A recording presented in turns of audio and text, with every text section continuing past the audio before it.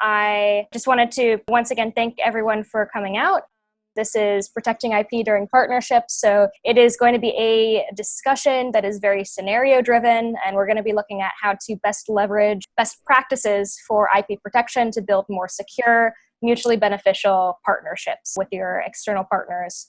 So today's discussion is going to be geared to specifically tech companies, but a lot of the stuff we're going to be discussing today is broadly applicable as well across various industries. We have two guests for today that I'm very, very happy to welcome. We have Evan Smith, who is a partner at Cogent Law Group. Evan is a true software and hardware IP expert with experience on both sides of the legal and scaling a business side of working in this industry. So he is a serial entrepreneur. He scaled multiple software and hardware companies over the years. And not only that, but he has worked with dozens and dozens and dozens of companies on questions of IP protection. We're very, very excited to have him for this discussion. And next we have Steve Oster. Steve is a partner with Oster McBride. He has over 20 years of legal experience spanning commercial, securities, contact, antitrust, employment, and insurance litigation. Steve has done a lot of specifically litigation, so he knows what people fight over. He knows what frustrations can come up during partnerships that you have to watch out for, that you have to prepare for.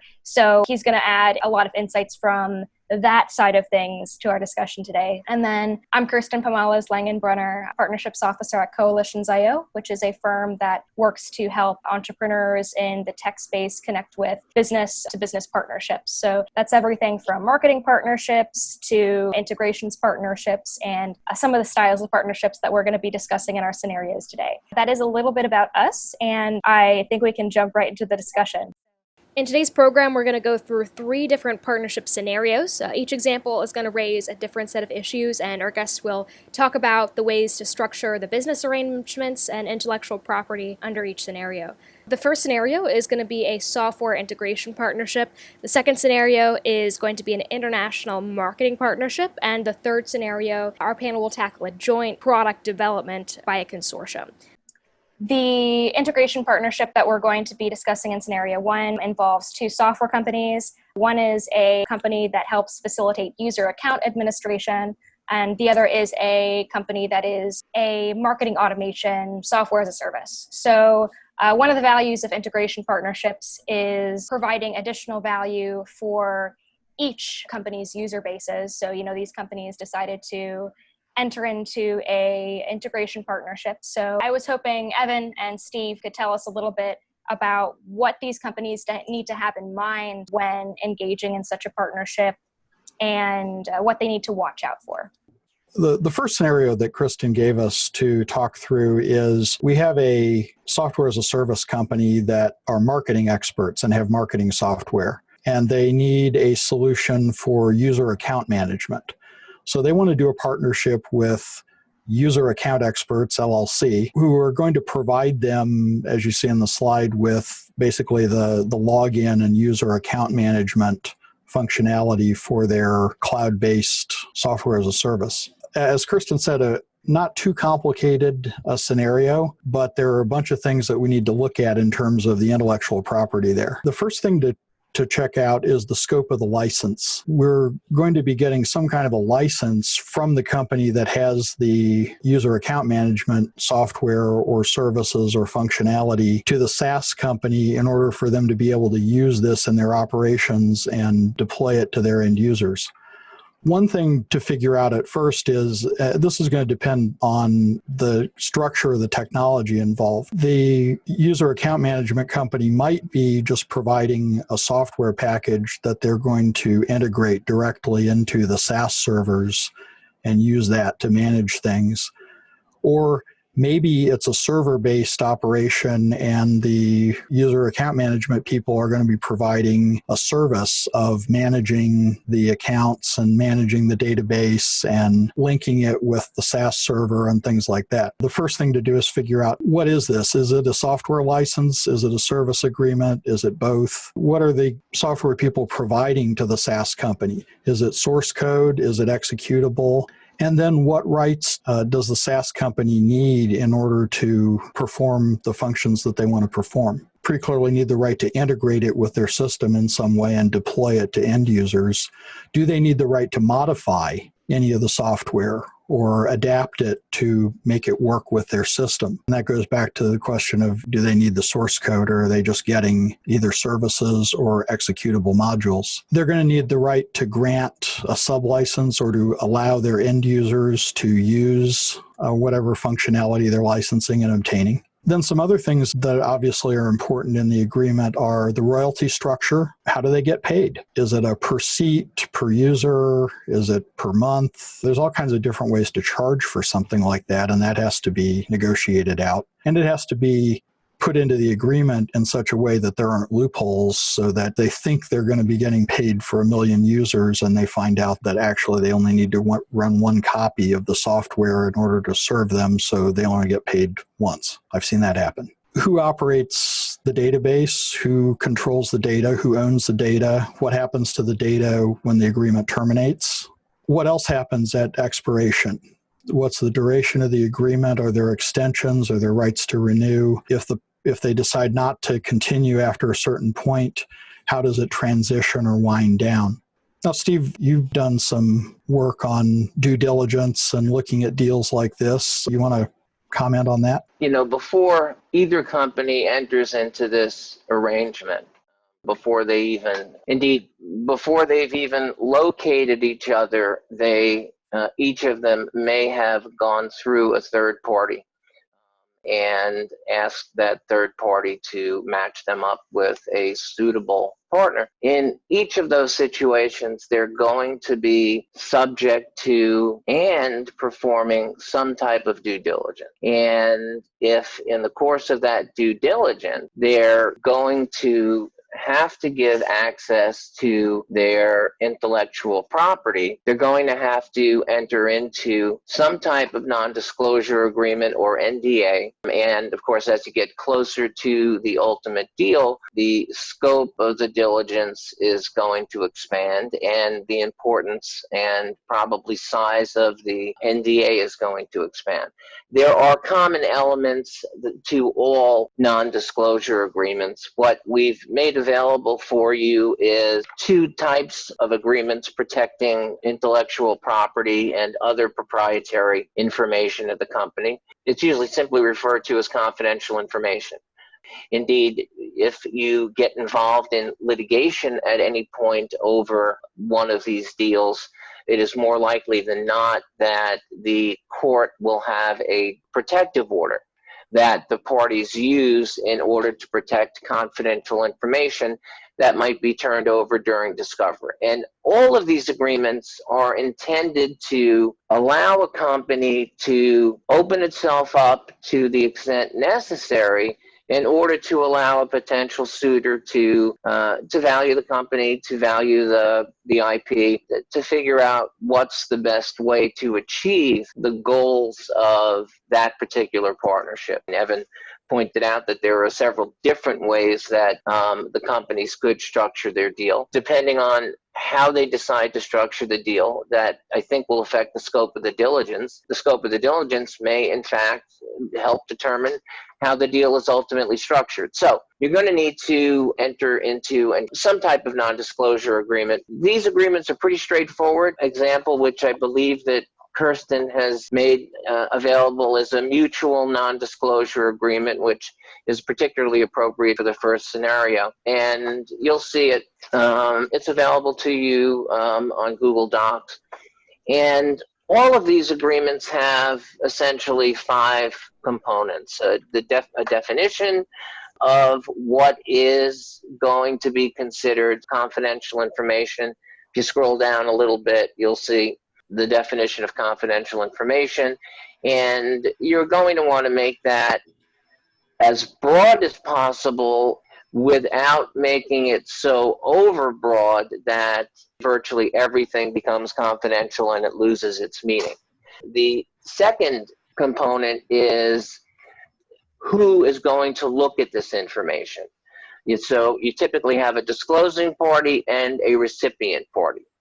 And the recipient party may invite third-party representatives, an investment bank, if it's some type of M&A deal, a hedge fund, if it's an investment. You want to make sure that any third party that gets involved is also bound by the same rules. The third component that you always see is a standard. What is the standard for protecting the intellectual property which may become now known to third parties? And the standard I like to use is at least the same level of protection that the company uses to protect its own intellectual property. Looking ahead to potential litigation, it becomes very difficult for a defendant to argue that that's not a reasonable standard of care. You want to maintain control over your information. You want to decide what type of encryption is used. You want to decide how many copies of recipient documents are exchanged, how they're numbered, and then finally you want to look at termination and remedies. In terms of termination, you want to make sure that any party that has come into contact with this information must return it or certify that it's been destroyed. And then finally, in terms of remedies, one of the problems that you may have is that with IP, once the information escapes, it may be difficult to put the broken egg back together.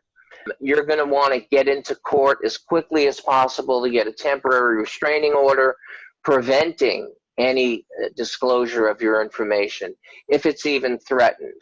So we always include a provision that requires the other party to accept the fact that injunctive relief, a TRO, preliminary injunction, some type of order will be obtainable in order to restrain any further distribution of the information.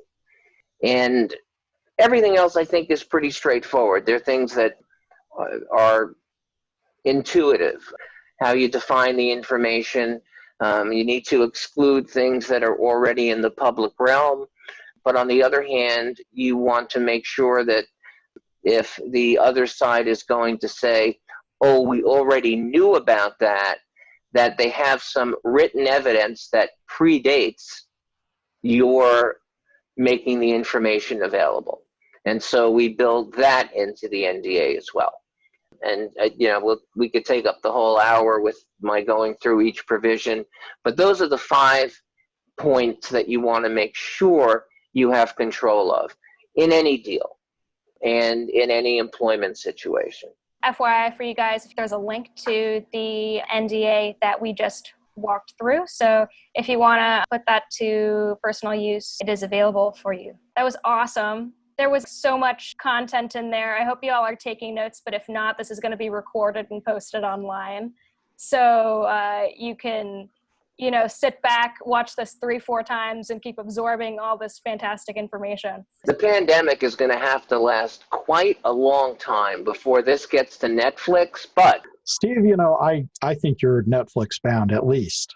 Maybe when the theaters open back up. Yeah, it's really important to keep in mind that you can have an NDA that protects you, but if you end up in court or in some venue enforcing your NDA, then you've had a big problem and you've already kind of lost. Don't let having an NDA be a substitute for trusting the people that you're dealing with. Yeah. You should really have both. The Reagan approach of trusting and verifying probably applies here. Just because you have an NDA in place doesn't mean that you have to send over all of your confidential information the next day.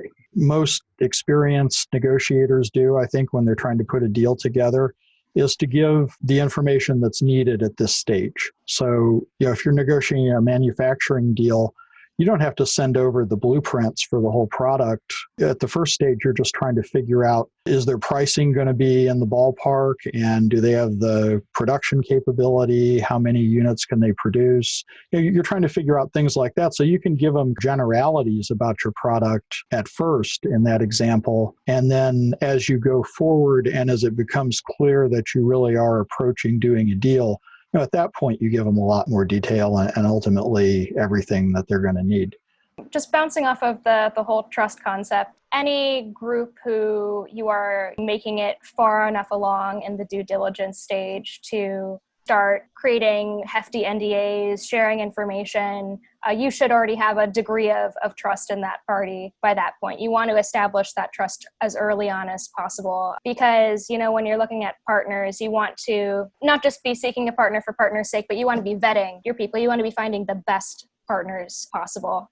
So scenario 2 is a little bit more complex, but it's very applicable for teams that are looking to explore markets in another nation. So a database management software company based in the US is looking to break into Southeast Asian markets. In order to do so, they're exploring partnering with a Southeast Asian company who is also in the enterprise software space to jointly relaunch and market their product in this new market. So these two companies are not building anything new jointly, but they will be jointly creating marketing material, publicity material, etc.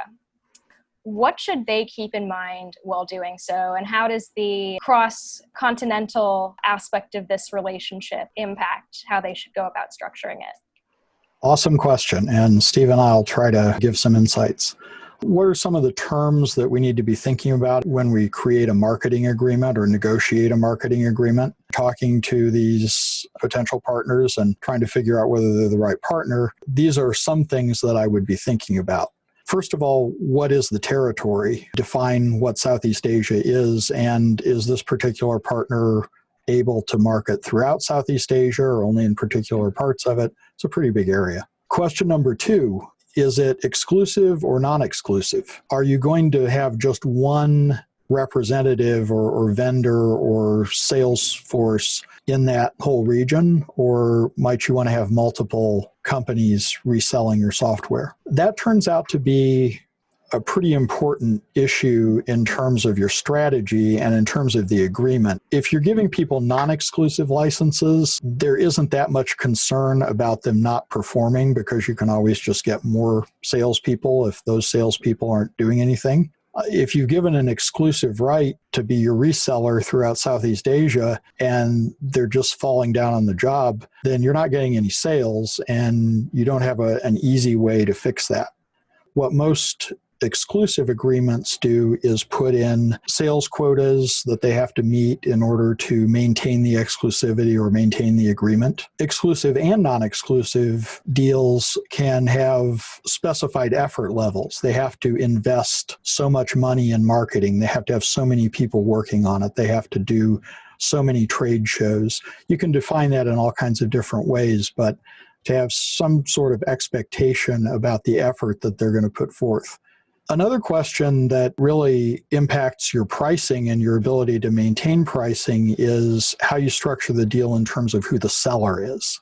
The seller is the one that's actually transacting with the purchaser, and that might be the US company, and the overseas company is basically acting as a salesperson and getting a commission, but the purchase goes back to the US and happens from the US company. Or you could have a reseller structure where the partner buys the product from the US company at wholesale and then sells it in their market at whatever price they can get. You've all heard of gray market products. Sometimes you can buy a really expensive piece of electronics in the US and it doesn't have a US warranty because it was sold in some other country as new and then brought in here. That's gray market. If you allow people to sell your products in other countries for less money than you're selling it here, you risk people going over there to make the purchase instead of buying your full price object. Another important term for this kind of agreement is terms around branding and how that's going to work. You want to maintain control of your trademarks, particularly your foreign trademark rights.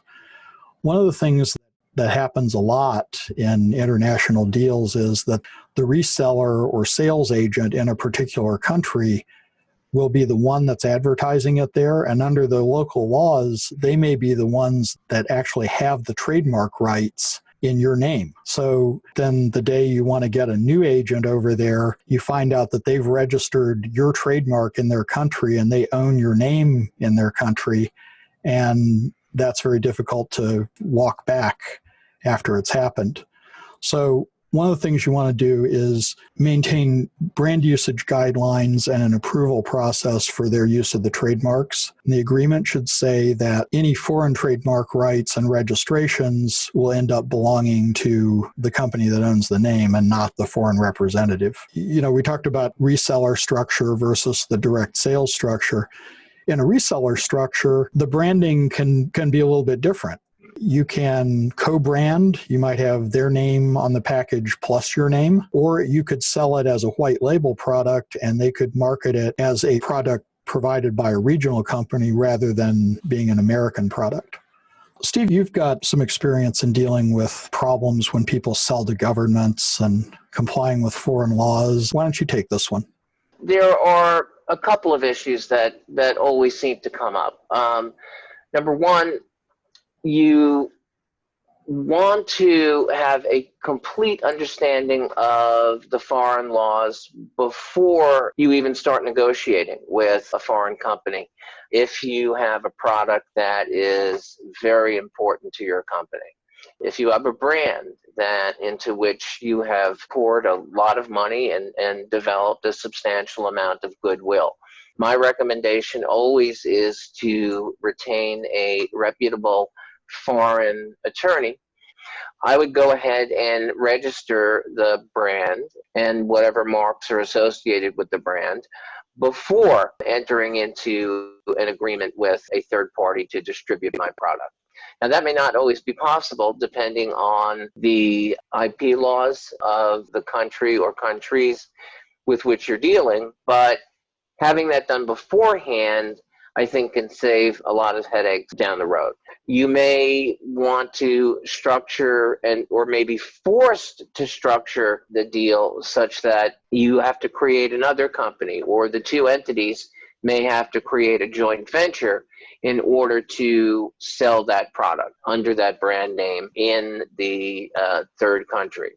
Again, under those circumstances, you're going to want to go through all of the diligence issues that we talked about, and you're going to want the JV agreement to spell out which of the two entities that have now combined to form the joint venture ultimately owns the brand and the code and all of the other valuable intellectual property.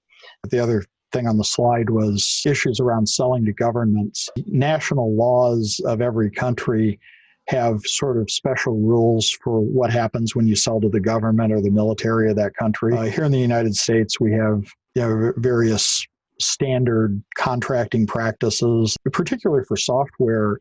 There's language that you need to put into your licensing agreement if you're going to sell to the U.S. government, and that can be true in other places too. It should sort of raise a flag in your mind if you're doing business with the government that there may be some special issues around that. Your software may appear to be benign, but it may be possible to be used in a way that is less so, and there may be laws that you need to comply with in order to offshore that type of information. Steve, what about dispute resolution? What advice do you have for people on how to define the dispute resolution process?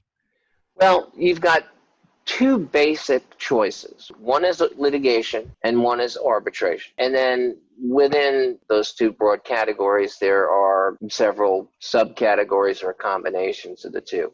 Generally speaking, if you're contracting with the U.S. government, typically if you're a Section 8 company, you'll form a JV with another company and you'll bid on a project. The The government's request for proposal is almost always going to require some type of, first, informal dispute resolution, and then secondly, an arbitration provision to be in the JV agreement.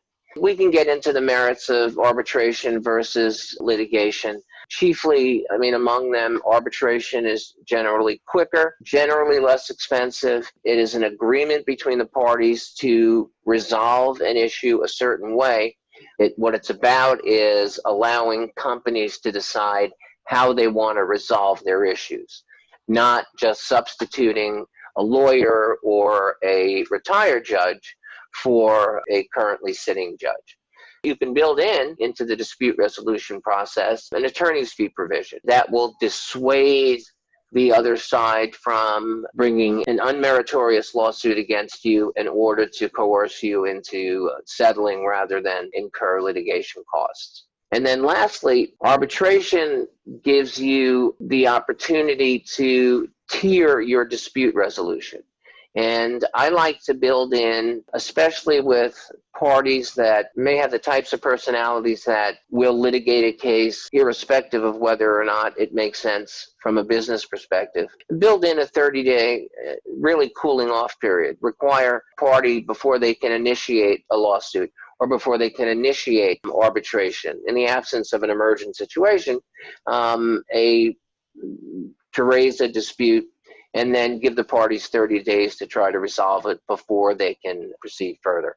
More often than not, that will lead to the parties resolving the issue. I agree with that, especially when we're talking about international deals. I think it's particularly valuable to require that there be a high-level meeting to try to resolve it. And you can write that right into the contract, that there has to be a certain type of meeting or series of meetings and a conference between people at a high enough level that they have the authority to resolve the issue. You get into a whole lot of expense if you start battling people that are across an ocean. And it's going to be expensive for both people, but more expensive for whoever has to travel or deal with the dispute in another place. Yeah, if I could just make two other quick points that, Evan, you just reminded me. You want to try to build in a choice of forum provision so that you know beforehand where you're going to litigate, what law is going to apply. And that can be very advantageous if there is a dispute down the road. Real quick, I had one more follow-up question on scenario 2. While we talked about some of the notably complex aspects of putting together a international marketing partnership like this, I was wondering if you could real quick hit on some of the benefits of these types of partnerships, because it can seem scary looking at, all of the things that you have to be certain to do right in engaging in one of these partnerships. But the alternative of going by yourself into brand new markets can be a lot less advantageous sometimes. I think you hit the nail on the head. Great point. It's important to know what you don't know in anything that you do, especially in business. This stuff may seem scary, but it's really not that scary. You just have to make sure that you have advisors who've been through the process and can spot all these kinds of issues and make sure that you address them in the discussions. That can include lawyers, it can include business people who have experience in this. Make sure that you have some advisors on your team who can help you close a good deal. The advantages are huge because most of us are not so cosmopolitan that we can do business in every part of the world all by ourselves. We tend to need local people to tell us how business is done there and to use their connections and their credibility to open markets. If you try to do it all on your own, if you don't have local partners and local people helping you get into those markets, I think you're just doomed to a much lower overall sales level. This kind of deal is done all the time because it really opens up new markets and new opportunities and allows you to make much more money than you would have trying to do it on your own. I think that sets us up well for the next scenario. This is definitely going to be my favorite scenario of all of them because it is a scenario about consortia. So we have a group of 5 entities that are coming together to unite under one flag to create a blockchain solution that they envision will aid in apparel, transportation, logistics. So they intend to create this new entity on which to build the software. So they intend to have the entity be the one who's hiring the developers and managing the launch of the blockchain solution. Can you guys tell us what does it take to form an entity like this? What are their options as far as IP ownership and protection go? How do the players interact with IP, etc.? This is a juicy one. This is a pretty complicated one, not only from a legal perspective, but from a business perspective. It is. There are a lot of moving parts in the scenario that you've presented. It's complicated, but so common these days. Yeah. Have so many groups of companies that are uniting together for specifically building blockchain solutions. So Yeah. I hope that this could be valuable to folks that are considering engaging with one of these entities or are even thinking of working in this area themselves. Here's our diagram for this deal.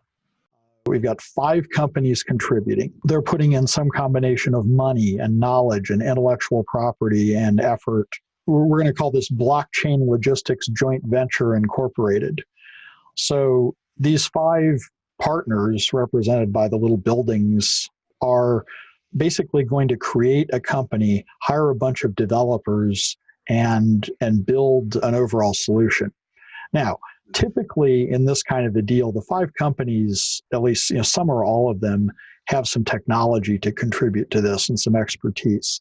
There's a reason that these particular 5 parties got together and thought that they could build this blockchain logistics system.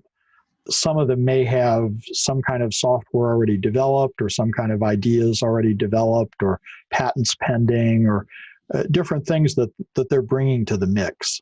Combining things among a large group like this is particularly complicated.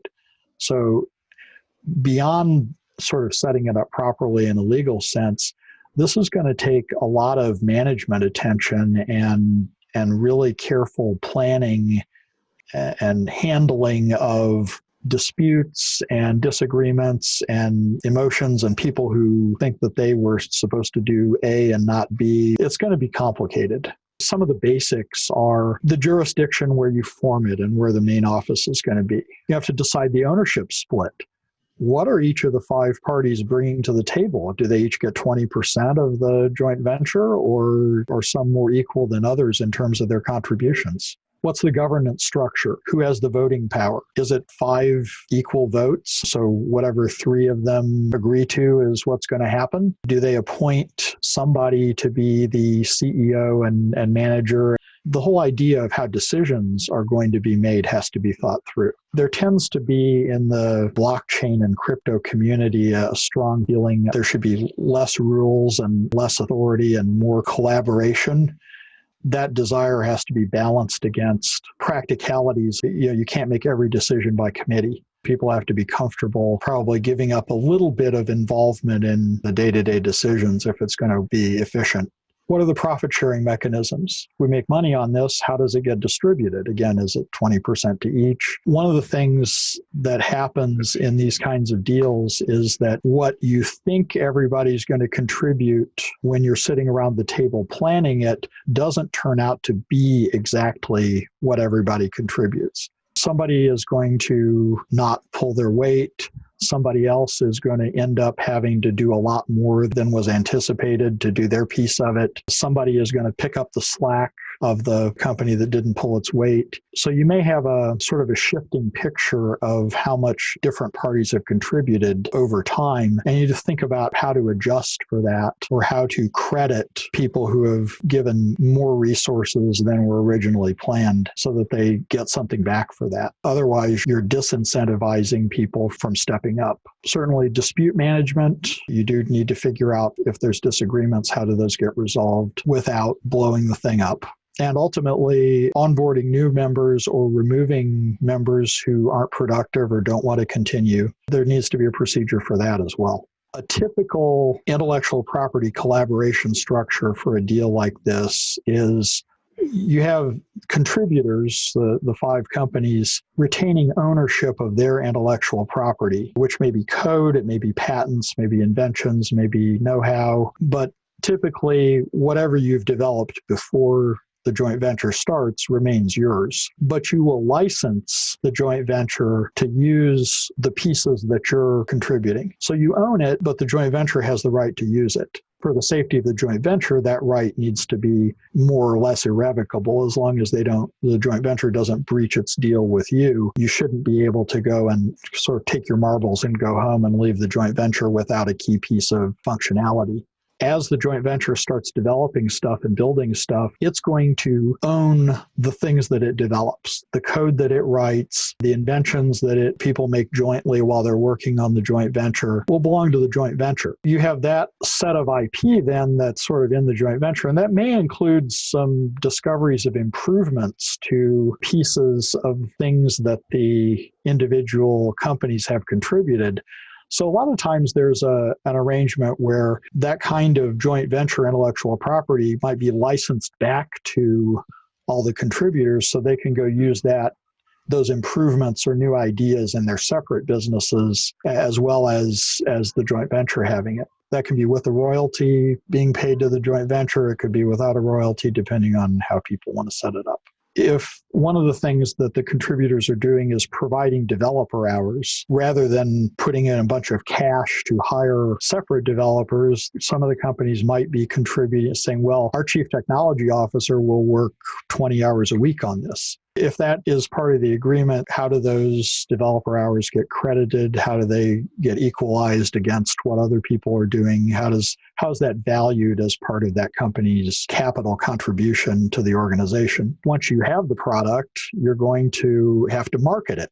Who's going to market it? Is the joint venture going to have its own marketing operation? Are the contributing companies each going to be selling the product as commissioned salespeople for the joint venture? Or, this goes back to some of our other scenarios. How are various kinds of sales efforts rewarded? If one of the joint venture partners has some terrific contacts and puts together a deal that generates 95% of the sales of the resulting product, do they get something for that, or does everybody else piggyback off that and profit? How are you going to provide technical support for the product? At all levels, at the end user level, at the sales engineer level, at the supporting your marketing partners level, is that all going to be organized by the joint venture, or are there people from the individual companies that are going to be contributing to that as well? Finally, of course, how are bug fixes handled? What happens when a piece of code that has been contributed by a member has a problem or needs to be modified or needs to be improved?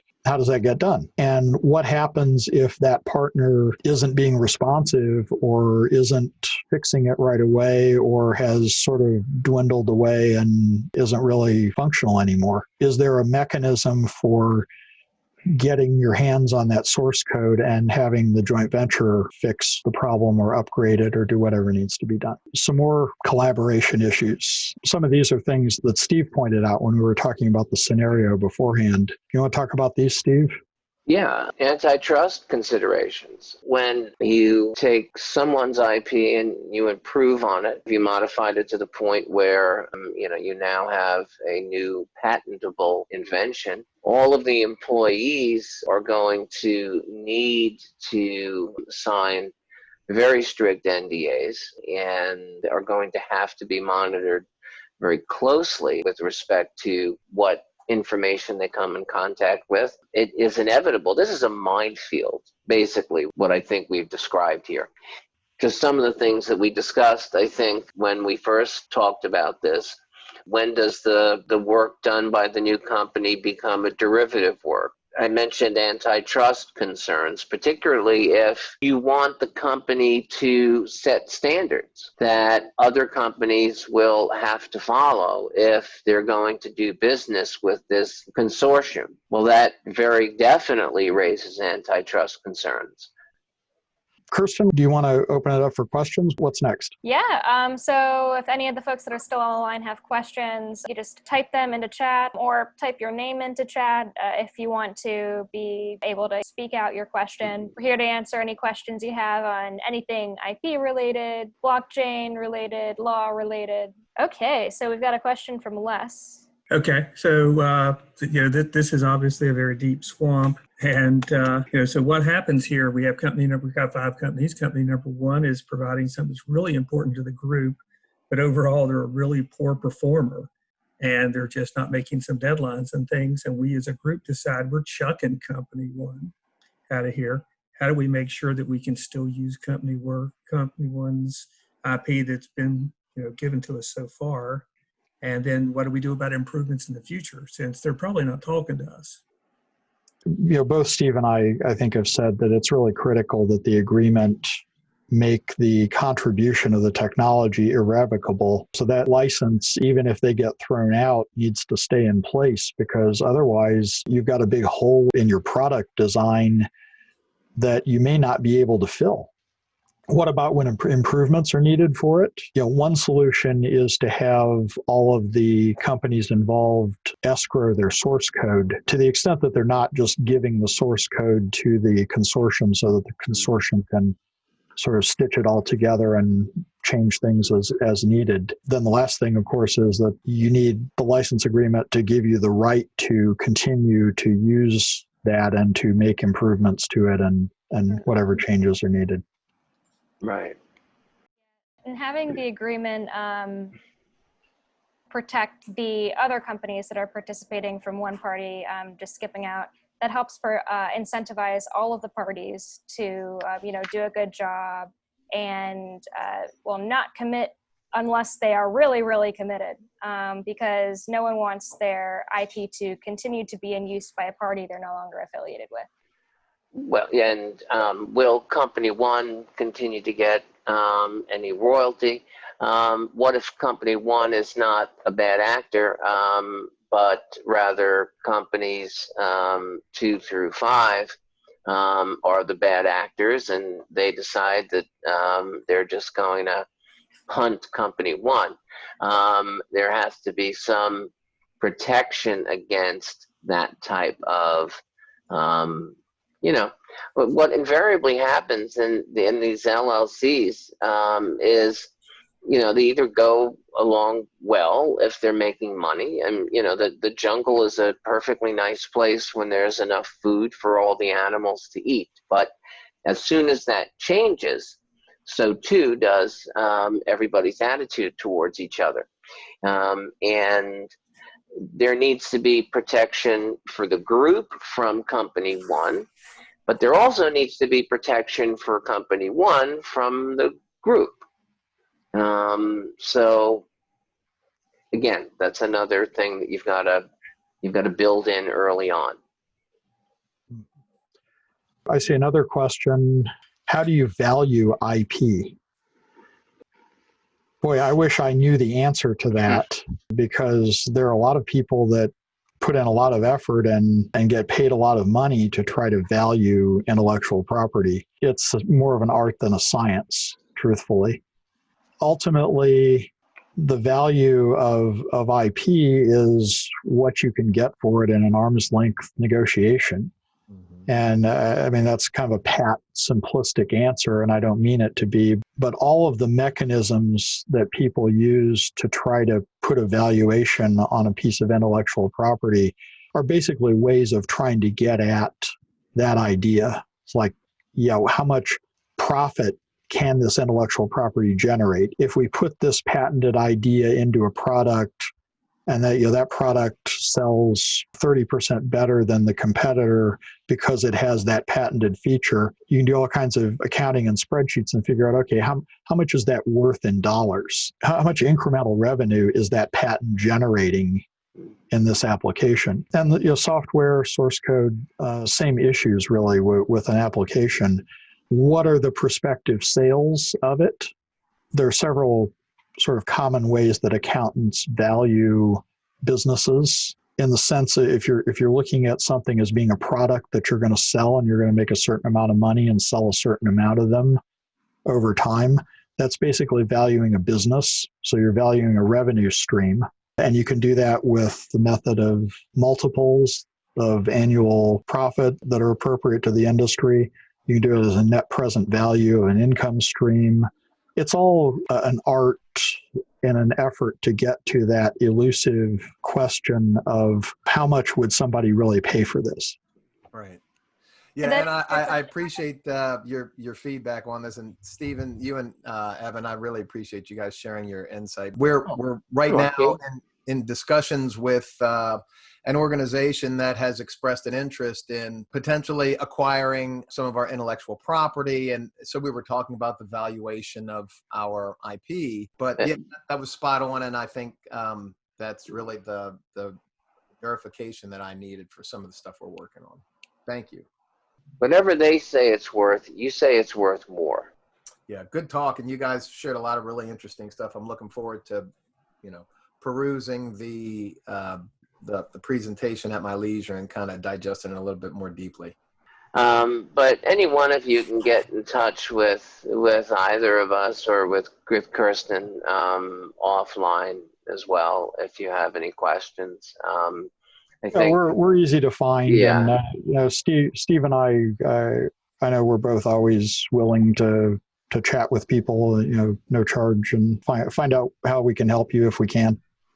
I'm very glad this has been valuable to you guys. And once again, thank you so much, Evan. Thank you, Steve. I was so excited for this discussion because I nerd out about intellectual property.